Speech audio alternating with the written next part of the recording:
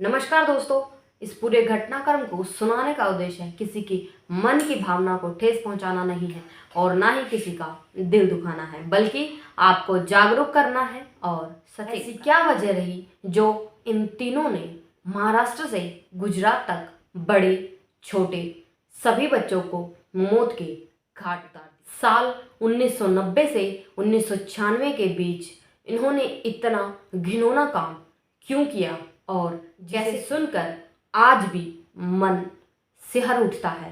और इस दुखद घटना में एक माँ और दो बहनें शामिल। ये सच्ची घटना है कोल्हापुर के अंजना बाई की जिन्होंने दो शादियां की। अंजना बाई ने दो शादियां की और दो बेटियां पैदा की। एक जो पहला पति है वो ड्राइवर था और ड्राइवर पति को जो अब अंजना बाई से एक बच्ची हुई, एक लड़की हुई, उसके बाद अंजना बाई को वो ड्राइवर पति छोड़ देता है। उसके बाद उसका कोई सहारा नहीं होता, उसका इनकम का कोई सोर्स नहीं। अब उसके सामने रोजी रोटी का सवाल पैदा हो जाता है। अब वो क्या करे क्या ना करे उसे कुछ समझ नहीं आता। उसके बाद वो एक रिटायर फौजी मोहन से शादी करती है। रिटायर एक सैनिक होता है, उससे शादी करती है। उसका नाम मोहन होता है और उससे भी उसे एक बेटी होती है। और उसके बाद उस पति के साथ भी कुछ ऐसा हो जाता है जिससे वो दोनों अलग हो जाते हैं। अब वो जो मोहन है उसे छोड़कर चला जाता है और दूसरी शादी कर लेता है। अंजना के पास कुल मिलाकर दो बेटियां होती हैं। मोहन से उसे सीमा नाम की जो लड़की है वो पैदा हुई थी और जो अंजना से ड्राइवर जो उसका पति था उसे रेणुका पैदा हुई थी।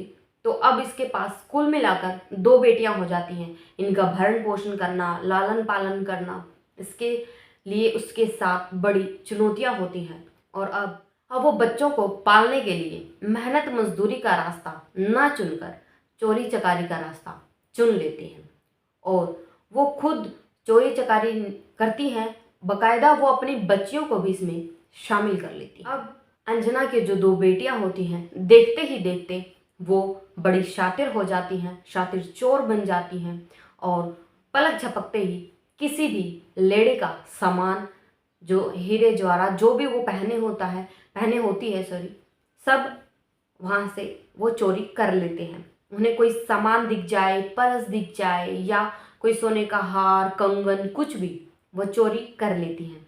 उसके बाद अब ये तीनों ऐसे करते ही करते एक बार एक मंदिर में पहुंच जाती हैं। मंदिर में पहुंचती हैं और चोरी करने की फिराक से खड़ी हो जाती हैं।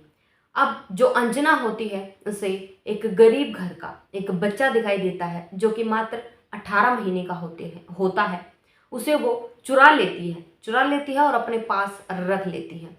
अब जो अंजना होती है वो चोरी करती है और किसी आदमी का वो पर्स चुरा लेती है। अब वो पर्स चुराते टाइम पकड़ी जाती हैं और उसके बाद वो जो आदमी होता है वो बहुत ज़्यादा गुस्सा होता है और उस पर बहुत ज़्यादा चिल्लाता है। आसपास में भीड़ इकट्ठा हो जाती है और वो उस बच्चे को आगे कर देती है कि नहीं साहब, मैंने आपका कोई सामान नहीं चुराया है। एक बच्चे की माँ ऐसा नहीं कर सकती। वो अपना प्रोटेक्शन करती है लेकिन ऐसा नहीं हो पाता। जब उसे लगता है कि ये सब मिलकर तुम्हें पुलिस में दे देंगे, उसके बाद वो उस 18 महीने के बच्चे को फर्श पर पटक देती है और उसको बहुत ज़्यादा चोट आती है। वो बच्चा रोता है, बिलखता है, लेकिन वो उसकी असली माँ नहीं होती। ये बात दूसरे लोगों को पता नहीं होती। अब दूसरे लोगों को वो बात नहीं पता, फिर भी उन सब का वो ध्यान है उस बच्चे पर चला जाता है। उस बच्चे को चोट आती है, वो बेचारा रोता रहता है, जबकि वो बच्चा अंजना का था ही। वो बच्चा, जैसे कि मैंने आपको बताया, अंजना का था ही नहीं। अब वो उस बच्चे को लेती है और वो जो पब्लिक होती है, आसपास के जो लोग होते हैं, उसे जाने देते हैं। अब जैसे ही वो वहाँ से निकलती है, उसकी जो दोनों बेटी होती हैं, रेणुका और सीमा, वो वहाँ से निकल जाती हैं। दोनों साथ में अपनी माँ के निकल जाती हैं। अब वो बच्चा रो रहा था, बिलख रहा था, उसे दर्द हो रहा था, लेकिन इन तीनों को उस पर दया की बजाय गुस्सा आ रहा था। अब जाहिर सी बात है, उन्हें गुस्सा आएगा तो वो उस बच्चे के साथ पता नहीं क्या करे। अब वो किसी सुनसान इलाके में पहुंच जाते हैं। अब उस सुनसान इलाके में इन्हें जो अंजना होती है उसे एक खंबा दिखाई देता है। अब वो उससे परेशान हो चुकी थी। उसने उस 18 महीने की बच्चे के पैर पकड़े और हवा में झुलाया और इतनी बार उसका सिर उस खंबे पर मारा जब तक कि उसके प्राण नहीं निकल गए। उसके प्राण निकल चुके थे, वो मर चुका था और तब उसे कचरे के डब्बे में डाल दिया। और बस यहीं से शुरू होती है इन तीनों की हैवानियत। यही वो दिन होता है। फिर इन्हें ये आइडिया अच्छा भी लगता है कि चलो कहीं भी पकड़े जाओ तो सबसे पहले किसी बच्चों को उठाओ और उसे सामने कर दो। अगर वो फिर भी ना माने तो उसे फर्श पर पटको और उसके बाद उसकी जान ले लो। ऐसा ही करते करते अब ये आगे बढ़ती, वो ऐसे ही बच्चों को ढाल बनाती है। पहले बच्चों को चोरी करती हैं, उसके बाद कहीं भी चोरी में आकर पकड़ी जाती हैं तो इन बच्चों को सामने लाती हैं और तब भी अगर वो नहीं मानते तो उस बच्चों को पटक कर ज़मीन पर मार देती हैं या उसे बहुत ज़्यादा दुख दर्द देती हैं। उसके बाद जब उन्हें उस बच्चे का काम नहीं होता तो उसे मार देती हैं। और इनकी क्रूरता इतनी ज़्यादा बढ़ जाती है कि ये कई बार कई बच्चों को पैरों तले रौंद के मार देती हैं। कई बच्चों के पैर पकड़कर उन्हें किसी टब में पानी भरकर उस पानी में डुबो कर मार देती हैं। और हद तो तब हो गई जब इन्होंने 11 महीने की बच्ची भावना को उठाया। 11 महीने की उस बच्ची को उठाकर इन्होंने मार दिया। और उसके बाद कैसी क्रूर माँ और बेटियां हैं। उसके बाद इनका दिल करता है कि एक थिएटर आता है, वो थिएटर देखती हैं। उसके बाद इनका मन करता है कि कोई फिल्म क्यों ना देखी जाए। उस बच्ची को ये लिफाफे में डालकर रखती हैं, तब तक फिल्म देखती हैं। जब फिल्म ख़त्म हो जाती है तब इन्हें याद आता है कि हाँ, हमें कोई लाश भी ठिकाने लगानी है। उसके बाद ये उस बच्ची को टॉयलेट में रखती हैं। उधर ही एक वॉशरूम होता है, उसमें रख के चली जाती हैं और वहाँ से निकल जाती हैं। और ये ज़्यादातर उन बच्चों को टारगेट करती जो या तो गरीब मजदूर लोगों के होते, क्योंकि या तो अगर कोई भी गरीब कंप्लेन या तो करवाता नहीं है और अगर करवा भी ले तो उसके बाद कोई भी गरीब एफआईआर दर्ज नहीं करवाता, और अगर कोई करवा भी दे तो उनकी बातों पर उतनी जल्दी से कार्रवाई नहीं की जाती।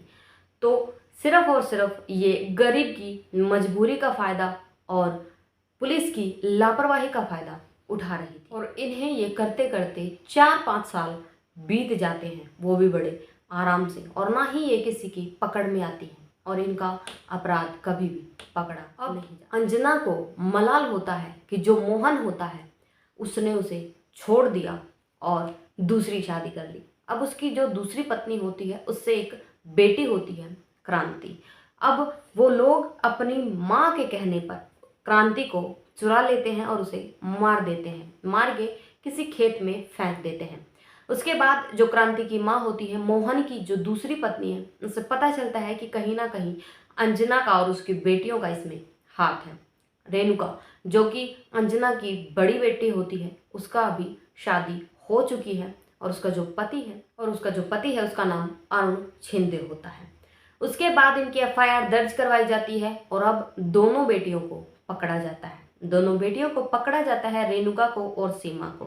उसके बाद उनसे सख्ती से पूछताछ की जाती है तो वो अपनी माँ का नाम लेती हैं कि ये सब हमने हमारी माँ के कहने पर किया है। हमने क्रांति को, यानी कि मोहन की दूसरी पत्नी की जो लड़की होती है क्रांति, उसको अगवा किया और उसके बाद उसे मार दिया और किसी खेत में फेंक दिया। उसके बाद उसकी माँ को भी पकड़ा जाता है। कुछ समय के बाद वो भी पकड़ में आ जाती हैं।